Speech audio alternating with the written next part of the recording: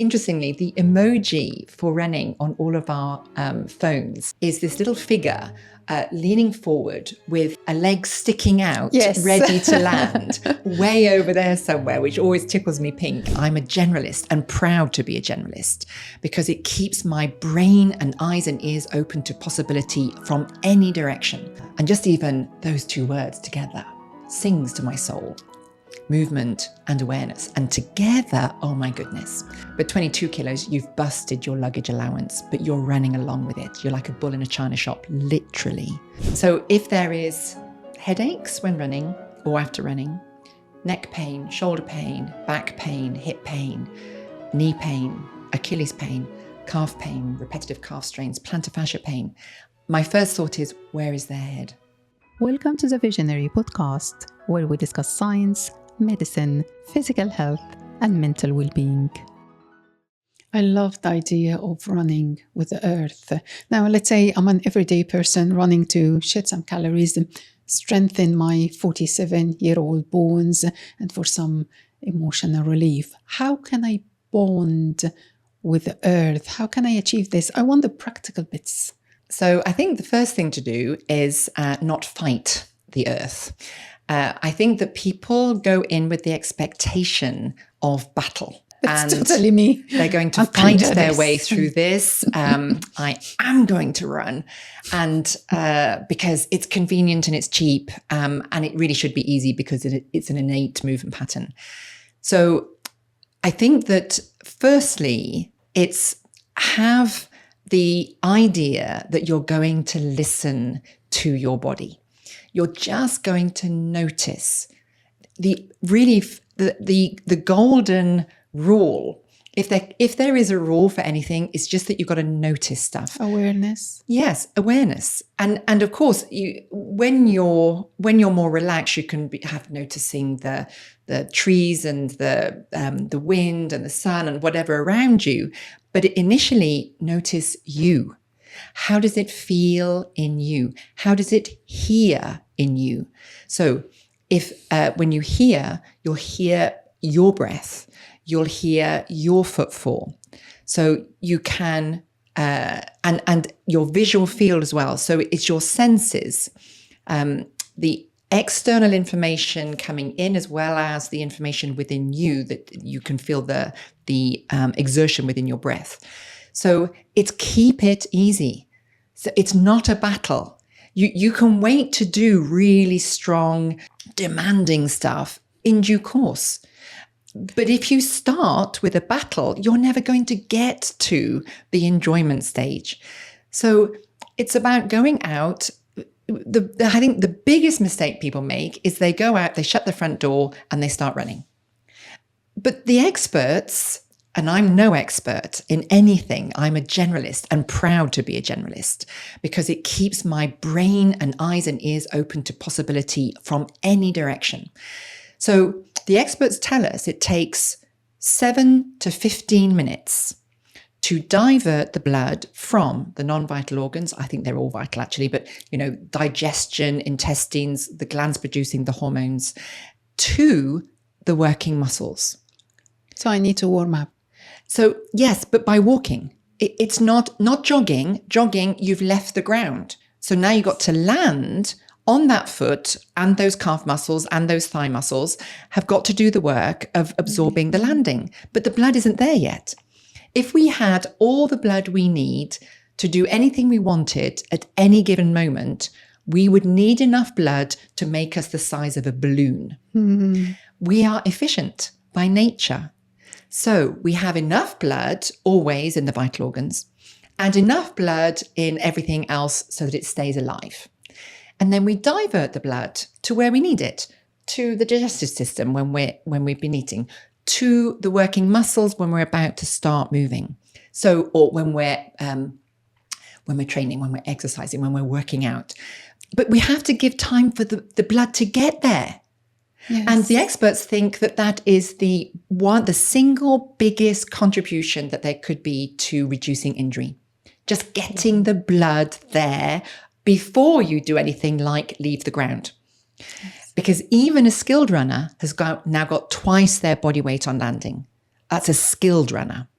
Not an experienced runner. You can be an experienced runner and not be very skilled at it if you have been unaware of how you are moving. So when you're walking, you've always got one foot in contact with the ground. Yes. So your impact force is one body weight. In the field of gravity, one body weight. When you're running, the minimum is two body weights because of the gravitational force and landing. So the muscles need to be ready to be able to do that. So that's the number one thing is walk. And, if the experts say between 7 and 15 minutes, I always shoot for 10. But if I'm running very, very far, I'll do 15. Sometimes if I'm not really feeling it, I'll do 20. I don't care.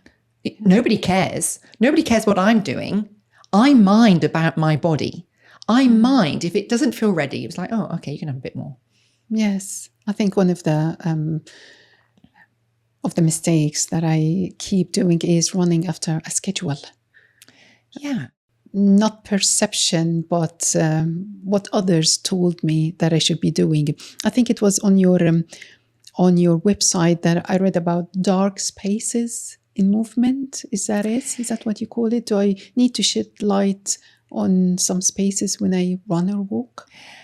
This is a quote from Gary Ward, Anatomy in Motion, which is where I learned all my joint mechanics. And he talks about shedding light in dark spaces. When you're moving, starting to notice what moves more and what moves less. So a dark space would be something that moves less than others. Okay. And maybe it's meant to move less. It's not, we can't be all limbs flailing and being disorganized. But if one arm is swinging wildly and the other one isn't, then we've got, okay, what's going on there? Is one moving wildly because it needs to, because the other one is asleep? Or is the wild one actually, it doesn't even know where it is? It's swinging wildly because the brain is trying to find it. Yes. We don't know until we go in and explore. Yes. But we have to start with noticing. Unless you notice something, you don't know that there's anything to change or to look at or to help. Hi, I'm Hella, your host today. If you're enjoying what you see, please hit that lovely subscribe button.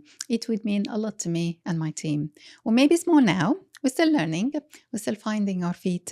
But with your support, we can build this channel. Let's take this journey together, one step at a time. Thank you so much for being part of it. Your website quotes Feldenkrais. He was an engineer and a physicist. Would you like to share the quote with us, please? Well, this is in Norman Doidge's book. He quotes Feldenkrais, and who wrote a book. He was considered a genius, a movement genius. I'm pretty sure he's dead now, isn't he? So he wrote a book called Movement Awareness. And just even those two words together sings to my soul. Movement and awareness. And together, oh my goodness. And in Norman Doidge's book, he describes something that then Norman Doidge, in his book, The Brain's Way of Healing, he says, in other words, make more use of the feedback provided by your senses. Such as your pain in your knee. Don't ignore it.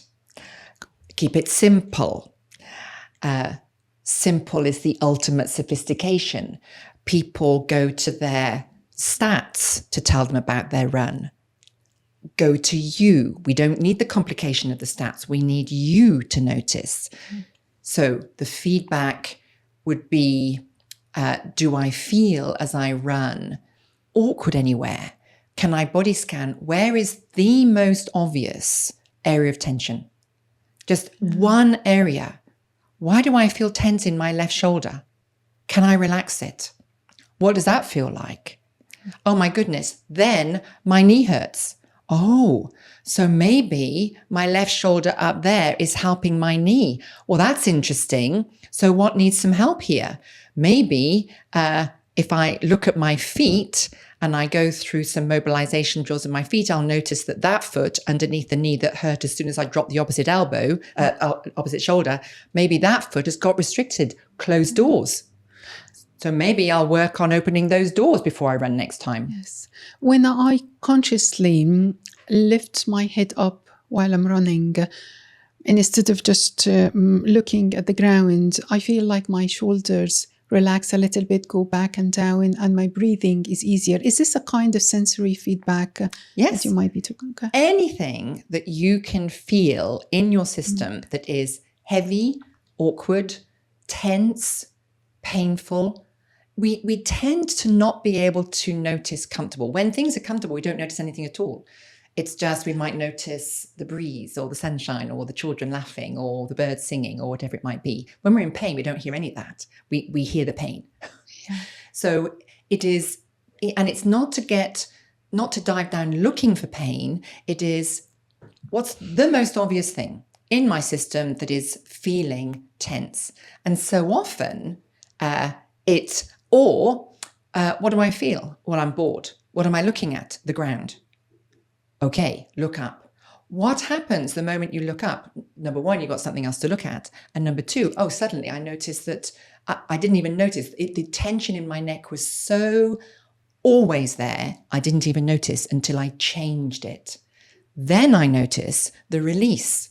So then if I put my head back down again to look at the floor, then I can start to correlate the position of my head with the tension in my neck, or the tension in the shoulder, or the effort level, or the fact that I can't breathe very well.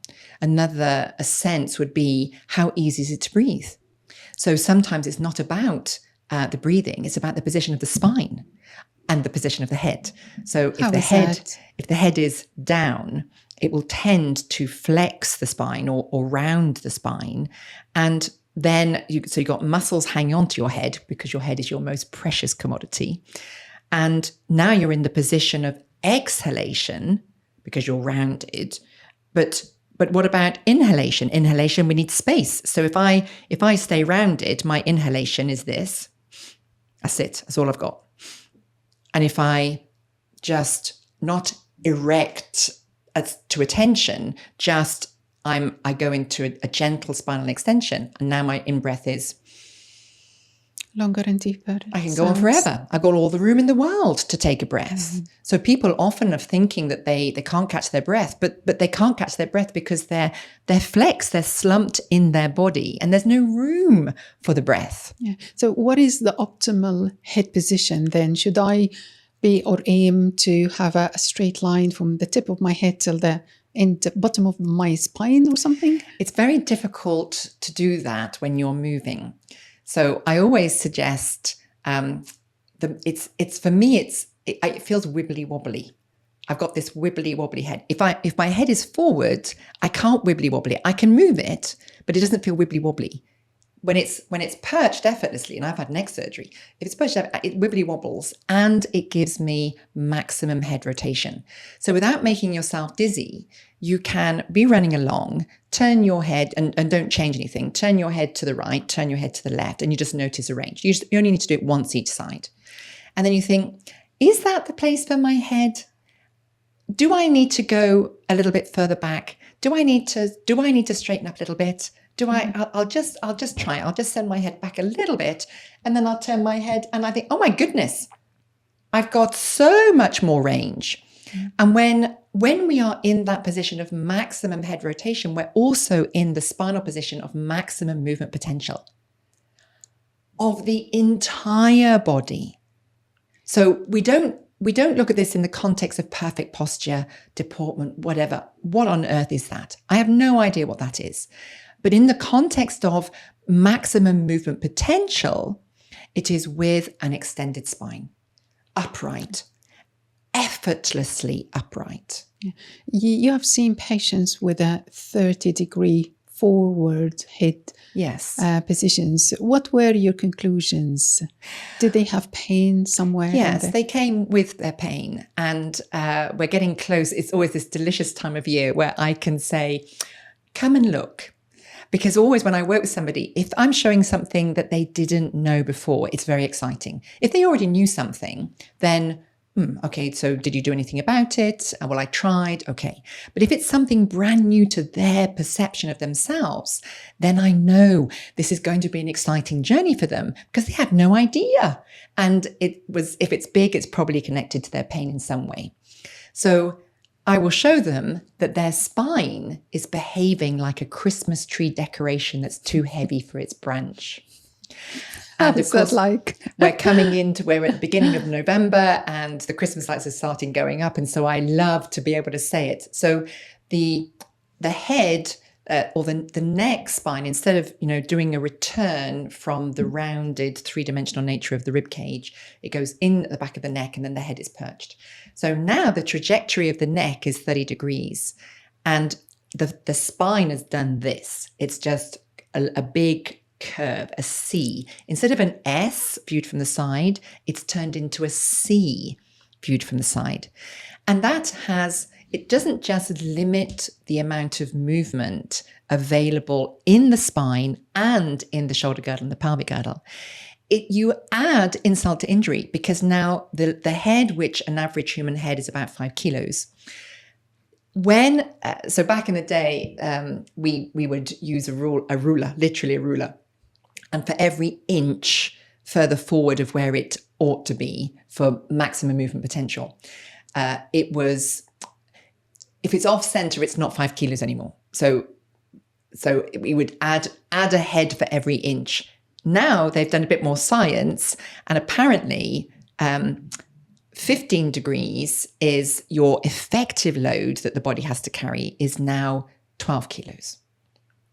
30 degrees, 18 kilos, and I measure it a lot. So people coming in and they tell me that they've got weak core, weak glutes, and I'm thinking, nothing is weak here.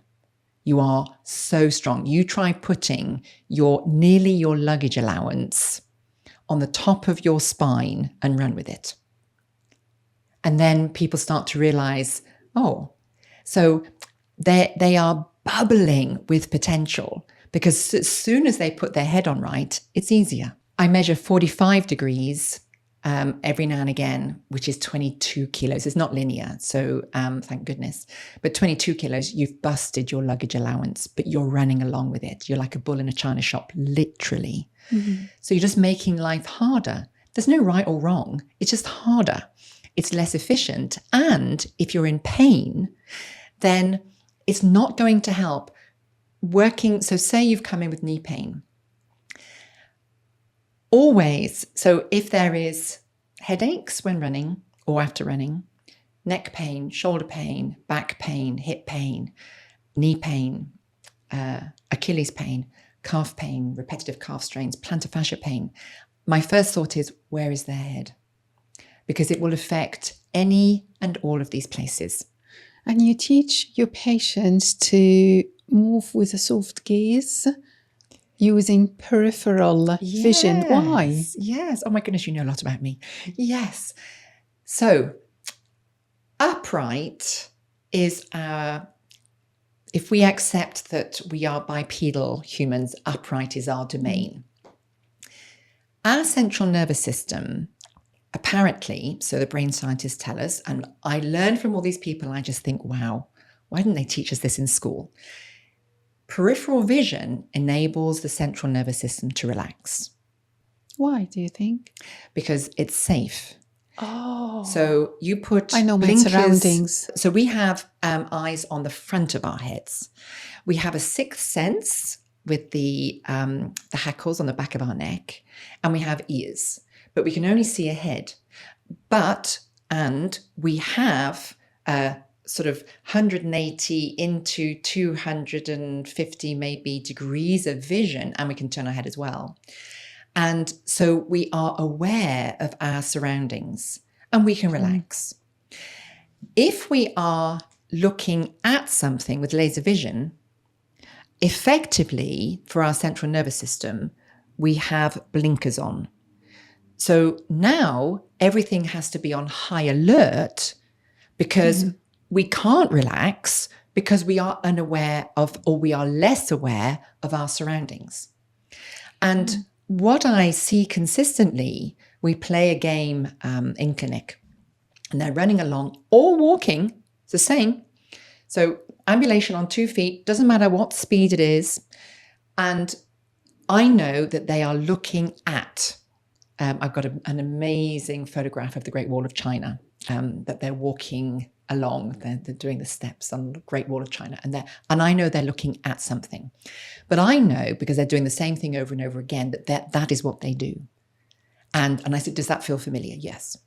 So then I invite them to not change anything except their visual field. And I say, okay, without moving your head, the shutters on this side of the room and the jungle of plants on the other side of the room, just bring them into your peripheral vision. And they will go from tight, tense, flexed to upright instantly. Because they feel safe. They don't, they don't feel anything. Okay. They don't, they're not aware yet. They don't know they've done that. And they'll move, and I'll think, yeah, okay, it's consistent 100% of the time. I've never known it fail, ever. I mean, I haven't measured everybody in the world, so obviously, but 100% of the time, I'm thinking they are awkward and stiff and uncoordinated, and things are hurting because, in part, it's not a complete picture. They're looking at, and that convergent vision is in their entire being. There's no relaxation. I give them their peripheral vision, or encourage them to have their peripheral vision. And I literally see the shoulders drop away from their ears, and they're moving more freely. And what they feel is, they say things like, oh, my feet feel softer. Or, oh, I can breathe. So they don't have the sense of safety. But then afterwards, they'll say, yeah, I feel relaxed. I feel calm. Is that the reason why we might feel better running in a jungle, in the woods, in nature? I think that there's enough documented research now that tells us about being in nature, calming to soothing to our systems. Of course, we're breathing in the oxygen that the trees are giving out. There's the nature sounds that appeal to the right hemisphere, the earthy smells, all of these things that contribute to the soothing of our souls that we would have evolved in anyway. And people don't necessarily change how their visual field is when they are running in nature, because so often they might be on a trail and they're looking at the trail, even though they don't need to. So they're looking at, they'd say, oh, it's rough ground, I have to look down. Well, no, you don't actually have to look down unless it's really, really technical, because we are not placing each foot. Our brain has already scanned ahead, if you allow it, and it knows the footfalls it's going to have. Yes. We don't look at our feet to land and prevent ourselves from spraining our ankle. You're much more likely to sprain your ankle if you literally look at your feet and try and place them. There's not enough time. So it's all done by brain prediction. Yeah. So but they'll look at ahead, maybe a few paces, because they feel they need to, but their system isn't relaxed, even though they're running in nature. Speaking about where my foot should land on the ground when I'm running, I read that it ideally should land under my hip and not out in front of me. Is this correct? This is giving the impression that there's some kind of method of running. I think that everything that exists in the information out there, this drowning in information out there, is there because it helped somebody. So say somebody, and interestingly, the emoji for running on all of our phones is this little figure leaning forward with a leg sticking out, ready to land, way over there somewhere, which always tickles me pink. And you think, okay, this, if you have landed with the foot way out there and you've left your body behind, it can be considered an overstride.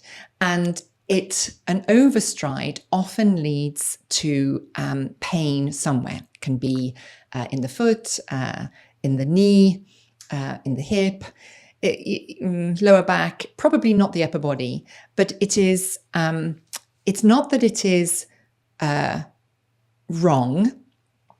It's just probably not as efficient, because if you reach far ahead of you and grab the ground with the heel, there's a degree of braking action. So when you're running, it doesn't seem logical to be braking with every step. And I think that may be where it came from with the foot landing underneath the hip. It avoids overstriding. The problem with that is if you don't know how you run and you weren't overstriding, but you think you must have been because there's this method out there, there's this rule, don't let your foot go ahead, have it land underneath you. I have seen it so often, which is why I'm saying it. Then they fetter their stride. So now the stride is foreshortened. The opposite. So then this is inefficient, because you're taking little pitty-repattery steps, which you don't need to. How do I find the balance then? So it's so you can video yourself. Oh, yes. And just think, okay, well, does that look as if it's far away, or does it look as if it's more or less underneath me? Does it look as if I've left my body behind? It's that. Have I left my body behind, or is my body still with me? That'll be more or less the right place for efficiency and not braking. Whether or not it's the right or the wrong place, I don't know, but it's efficient if you're not braking. So if you haven't left your body behind, you're likely to be more efficient than if you have left your body behind and you're braking with every step. And this is looking from the side only. So this idea, this concept is only side view, sagittal plane. Everything visible from the side. Sagittal plane. Okay. So this is viewed from the side, everything that you could see, which is a head nod or a head tipping back or an arm flexing or extending or a leg coming forward or backward or a spine going forward or backward. That plane of motion. One of the biggest problems I see in runners is the foot not landing underneath the hip viewed from the back or the front. So the feet are coming into the middle. Yes. So we don't just want the foot not to be a brake by landing ahead. So this is where land underneath your hip comes into play. But we want it underneath the hip viewed from the back and the front as well, so that it isn't landing into the middle. I call it tightrope running. Because then not all of your foot is available, which doesn't seem to be terribly efficient. You're making like a V, so your hips are up here and your feet are down here. And this is the domain of the repetitive nature of IT band strains, which is this outside of upper leg area. So it can be hip pain down the IT band, which is along the outside of the thigh, down, and it attaches underneath the knee. So it can be lateral knee pain. And ankle sprains and fifth metatarsal stress fractures and plantar fascia. These are the sort of the common elements of feet that, viewed from the side, they're landing underneath the hip. Yeah. But nobody's looking viewed from the front or the back, and they are landing on the midline. They're running along a tightrope, and it's more challenging. Right or wrong? There's no right or wrong here. It is less efficient.